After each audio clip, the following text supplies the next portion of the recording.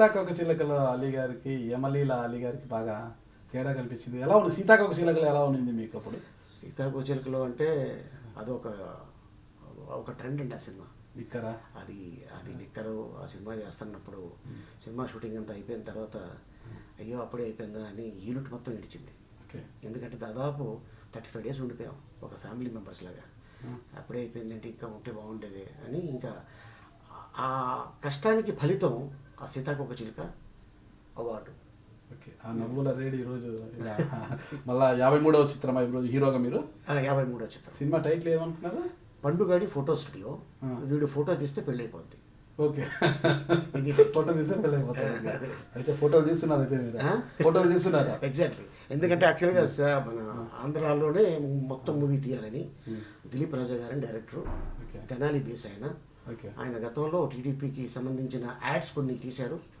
అంబేద్కర్ గారు జీవిత చరిత్ర మీద ఒక సినిమా తీశారు. అండ్ అలాగే ఆయనకి కామెడీ డైరెక్టర్స్ లేరు. ఇప్పుడు ఈ ట్రెండ్లో నేను ఒక కామెడీ సినిమా చేసి ఇండస్ట్రీలో నేను ఒక పేరు సంపాదించుకుంటే బాగుంటుంది అని ఆయన ఫ్రెండ్స్ తోటి ఆయన కలిసి ఈ సినిమా స్టార్ట్ చేశారు. టోటల్గా ఆంధ్ర ప్యారిస్లోనే ఈ సినిమా షూటింగ్. ఆంధ్ర ప్యారిస్ అంటే ఈ నవ్వుల రేడు ఎంచుకున్నారు. తెనాలి. ఎస్. కామెడీ అనుకోకుండా ఆయన నేను కలవటం. యాక్చువల్గా ఈ సినిమాలో ఆయన నన్ను అడిగింది 3 రోజులు క్యారెక్టర్ తప్పకుండా చేస్తానండి అన్న. మళ్ళీ ఆయనకి ఏమనిపించిందో నేను మాట్లాడే విధానం, సార్ నేను మనసు మార్చుకున్నాను. ఏంటి సార్, నా సినిమాకి మీరే హీరో సార్. అదేంటి సార్, మీరు ఆల్రెడీ ప్రూవ్డ్ అండి. ఇప్పుడు కొత్త వాళ్ళతో నేను చేయగలనా లేదా, చేస్తే రిలీజ్ అవుతుందా లేదా, లేకపోతే నా సీన్లు వాళ్ళ మీద పండుతాయా లేదా అనేది నాకు కొద్దిగా డౌట్ వచ్చింది సార్. మీరు నాకు ఏమైనా చేయగలరా, హెల్ప్ చేయగలరా?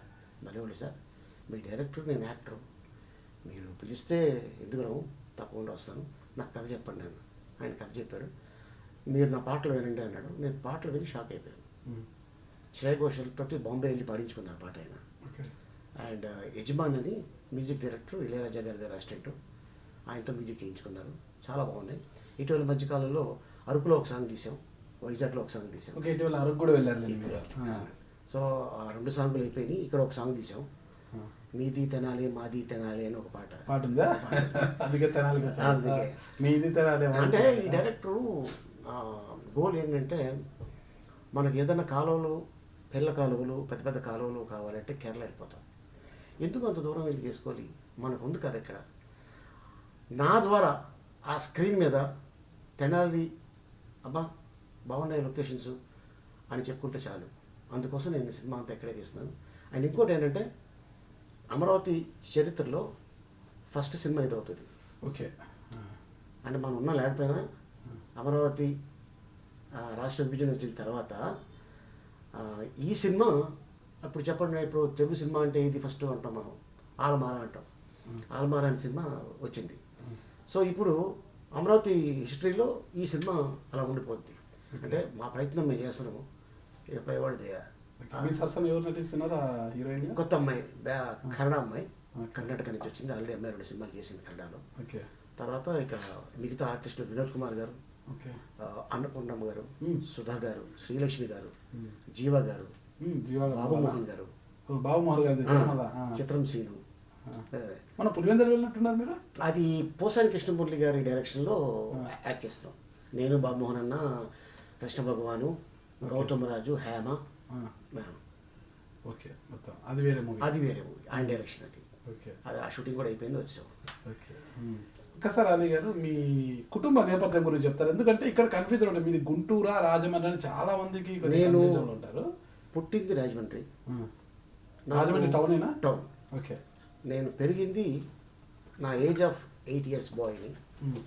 అప్పుడు నాకు ఇండస్ట్రీలో అవకాశం వచ్చింది. నేను ద్వారా వచ్చింది అవకాశం కె విశ్వనాథ్ గారు. ఓకే. సో అలాగా ఎలా పసిగట్టారు ఆయన మిమ్మల్ని? నేను మిమిక్రీ చేసాను చిన్నప్పుడు.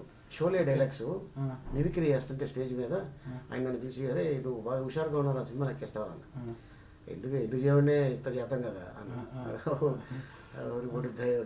అని చెప్పి ఆయన రేపు పొద్దున్న రా అని చెప్పి రాజమండ్రిలోనే షూటింగ్ చేశారు. చిత్రం పేరు నూతన్ ప్రసాద్ గారు హీరో. దాంట్లో ఫస్ట్ టైం ఆయన హీరోగా. నూతన్ ప్రసాద్ హీరోగా చాలా మందికి తెలియదు, నాకు కూడా తెలియదు. కవిత గారు హీరోయిన్.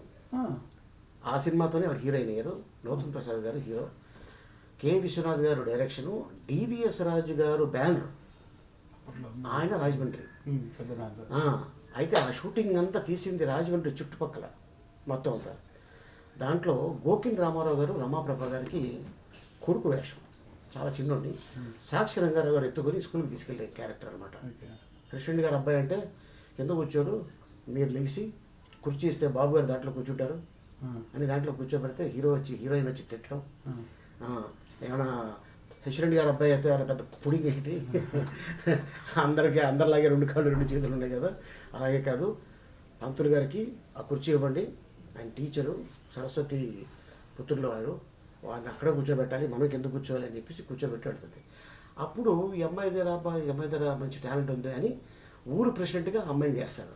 అందుకని ప్రెసిడెంట్ పేరమ్మ సినిమా పేరు. ప్రెసిడెంట్ పేరమ్మ. అలా గుర్తు కూడా లేదు మాకు అసలు.